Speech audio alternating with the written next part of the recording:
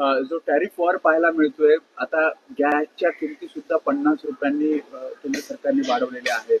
खरं तर 50 रुपयांनी वाढल्या. 50 रुपयांनी गॅसच्या किमती वाढल्या. तो टेरिफचा परिणाम आहे की नाही मला माहित नाही. जागतिक बाजारामध्ये कच्च्या तेलाच्या किमती ह्या कमी झालेल्या आहेत.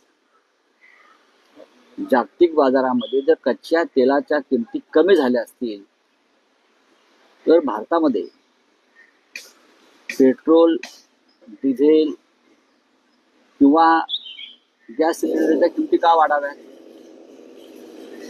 ही कसली वसुली चालू आहे? ही कसलं पाकिट माल चालू आहे?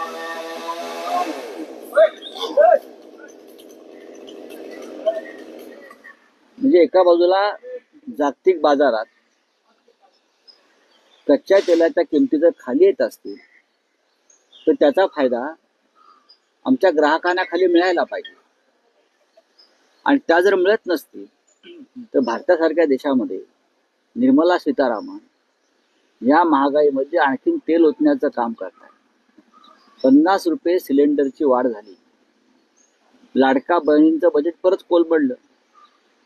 माझं आव्हान आहे स्मृती इराणी यांना, कंगना राणावत यांना, ज्या भारतीय जनता पक्षाच्या महिला नेत्या आहेत, कोणी असतील त्या, स्मृती इराणी यांना आम्ही आमंत्रित करतोय आंदोलनासाठी. आमचं नेतृत्व करावं त्यांनी, महिलांचं.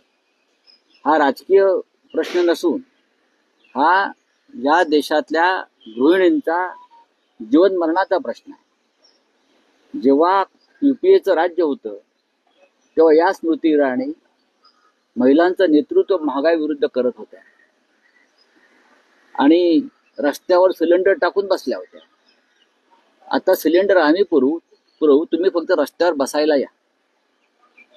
आणि अशा प्रकारचं आंदोलन शिवसेना करत आहे. राज्यातलं काँग्रेस असं म्हणतंय की जर कच्च्या तेलाच्या किमती जागतिक बाजारपेठेत कमी झाल्या असतील तर पेट्रोल 51 रुपये प्रति लिटर आणि डिझेल 41 रुपये प्रति लिटर करावं, अशी तुमची सुद्धा तशी प्रकारची मागणी आहे. नक्कीच. ज्या हिशोबात जागतिक मार्केट बाजारामध्ये कच्च्या तेलाच्या किमती घसरलेल्या आहेत, त्या पाहता भारतासारख्या देशामध्ये पेट्रोल आणि डिझेल हे 50 रुपयावरच स्थिर असायला पाहिजे. आणि सिलेंडरच्या किमती सुद्धा किमान 400 रुपयाने खाली यायला हव्या. आम्हाला अर्थशास्त्र शिकवू नका, अर्थशास्त्र आम्हालाही कळतंय. या देशामध्ये प्रत्येक बाबतीमध्ये सामान्य माणसांची, गृहिणींची लूट सुरू आहे. निवडणुका आल्या की एखाद्या लाडक्या बहिणीसारखं योजना आणायची, 4 महिने राबवायची आणि मग त्या लाडक्या बहिणींनाही वाऱ्यावर सोडायचं. ते सुरू आहे.